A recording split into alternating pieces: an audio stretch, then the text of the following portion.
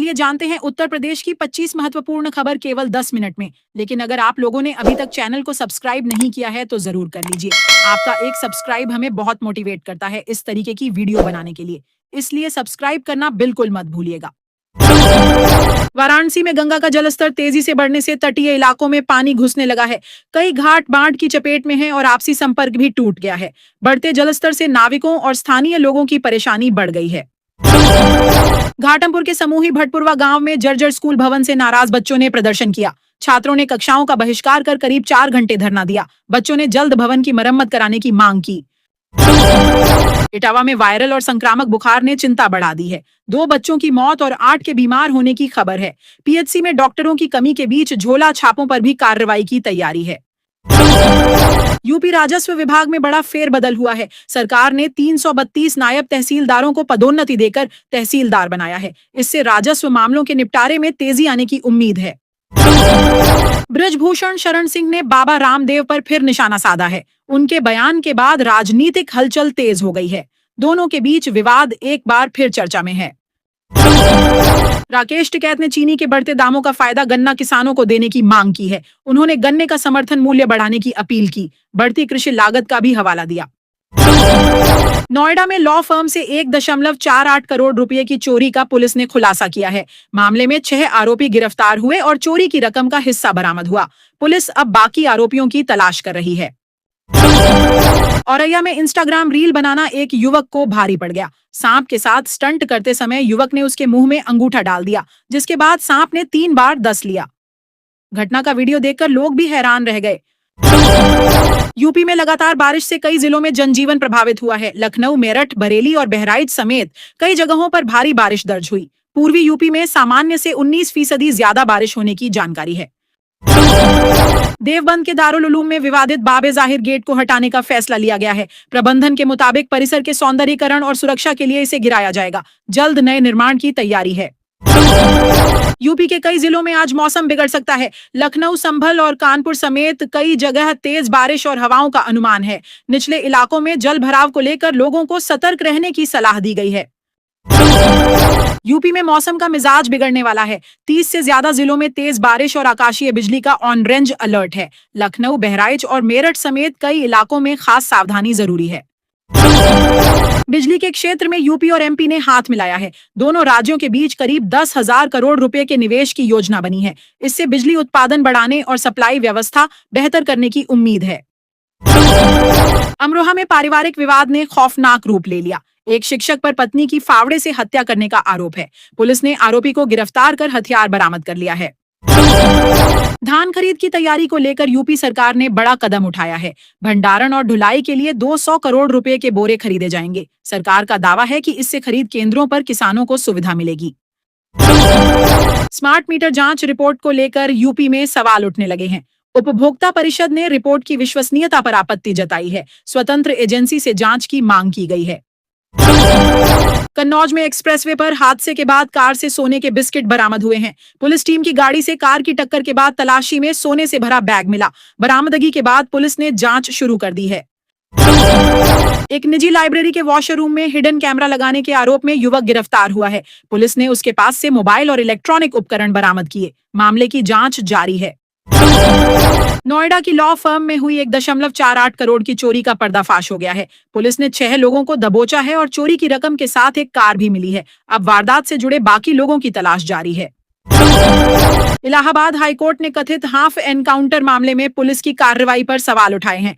Court ने मामले की जांच सीबीआई को सौंप दी है। इस फैसले के बाद पुलिस की कार्रवाई को लेकर चर्चा तेज हो गई है।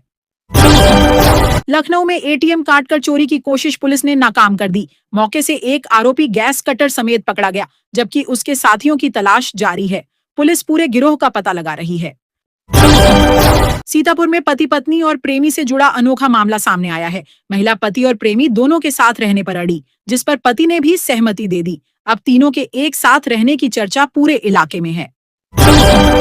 लखनऊ कानपुर एक्सप्रेसवे पर बारिश ने निर्माण कार्य की मुश्किलें बढ़ा दी हैं।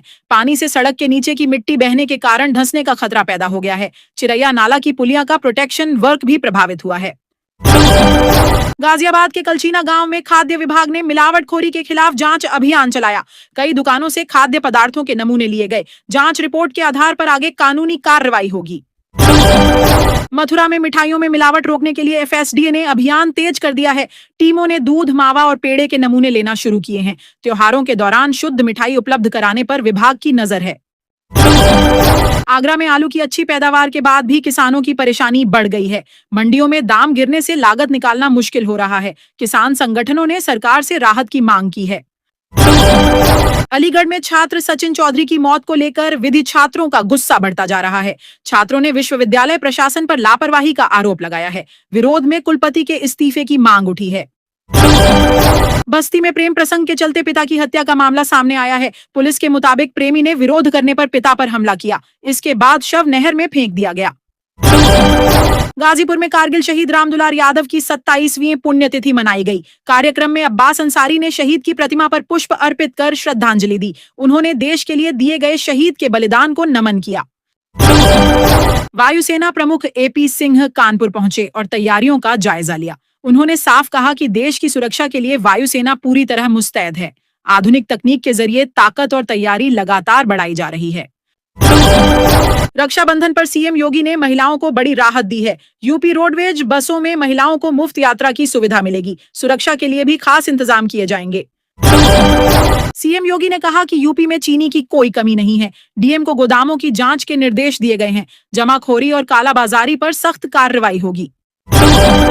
अलीगढ़ के आरटीआई एक्टिविस्ट ने मायावती को पत्र लिखा है। उन्होंने अपनी जमीन पर मायावती के नाम से प्रेरणा मंदिर बनाने की अनुमति मांगी। इस प्रस्ताव पर चर्चाएं तेज हैं। नोएडा की गुलशन विवान सोसाइटी में देर रात बड़ा हादसा हो गया। 20 साल की घरेलू सहायिका की ऊंचाई से गिरने के बाद मौत हो गई। पुलिस ने शव को पोस्टमार्टम के लिए भेजकर मामले की जांच शुरू कर दी। सीतापुर के महमूदाबाद में महिला के 2 पतियों के साथ रहने का मामला सामने आया है। दोनों पति महिला के साथ रहने पर सहमत हैं, जबकि परिवार इसका विरोध कर रहा है। मामला पुलिस तक पहुंचने के बाद चर्चा में है। रक्षाबंधन से पहले सब्जियों की कीमतों में तेजी ने लोगों का बजट बिगाड़ दिया है। टमाटर और हरी मिर्च समेत कई सब्जियां महंगी हुई हैं। आवक बढ़ने पर दाम कम होने की उम्मीद है। वाराणसी में मतदाता सूची को लेकर बड़ा फेरबदल सामने आया है। करीब 4 लाख संदिग्ध या स्थानांतरित नाम हटाए गए हैं, जबकि 2 लाख नए नाम जोड़े गए हैं। पुनरीक्षण के बाद मतदाता सूची में बड़े बदलाव की तस्वीर सामने आई है। संभल के एसपी के बिश्नोई की विदाई का भावुक वीडियो सोशल मीडिया पर छाया हुआ है। विदाई समारोह में माहौल काफी भावुक नजर आया। उनकी पत्नी अंशिका वर्मा की पोस्ट भी चर्चा में है। लखनऊ में कांग्रेस कार्यकर्ताओं ने छात्रों के समर्थन में राजभवन मार्च निकाला। पुलिस ने बैरिकेडिंग लगाकर प्रदर्शनकारियों को रोक दिया। कई कार्यकर्ताओं को हिरासत में लिया गया। उन्नाव में राष्ट्रगान के दौरान विधानसभा अध्यक्ष सतीश महाना के मंच से उतरने का वीडियो वायरल हो रहा है। कार्यक्रम में पहले उन्हें गार्ड ऑफ ऑनर दिया गया था। वीडियो सामने आने के बाद राष्ट्रगान के सम्मान को लेकर बहस छिड़ गई है।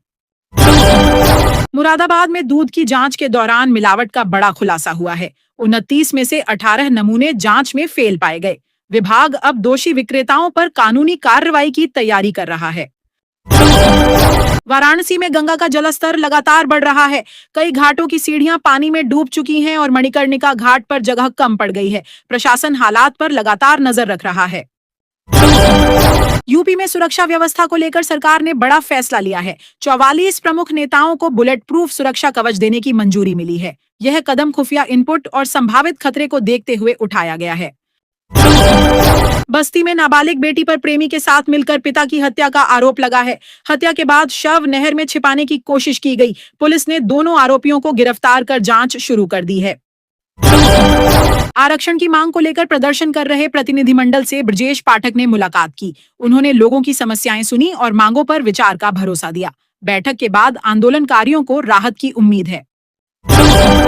यूपी में गन्ने की खेती और चीनी उत्पादन दोनों में गिरावट दर्ज हुई है। गन्ने का रकबा घटने के साथ उत्पादन भी कम हुआ है। रेड रॉट बीमारी और दूसरी फसलों की ओर किसानों का रुझान इसकी बड़ी वजह मानी जा रही है। बिजनौर में भारी बारिश के चलते गंगा उफान पर है। तेज बहाव से गंगा बैराज का बायां तटबंध क्षतिग्रस्त हो गया और करीब 100 मीटर हिस्सा धंस गया। सिंचाई विभाग ने मौके पर मरम्मत शुरू कर दी है। 2027 विधानसभा चुनाव को लेकर तैयारियां तेज हो गई हैं। मुख्य चुनाव आयुक्त 24 से 25 अगस्त को लखनऊ पहुंचेंगे। इस दौरान अधिकारियों और बीएलओ से मुलाकात करेंगे। मायावती ने भी जयंत चौधरी का समर्थन किया है। उन्होंने अखिलेश यादव के बयान पर निशाना साधते हुए इसे राजनीतिक मर्यादा के खिलाफ बताया। विवाद अब और बढ़ता नजर आ रहा है।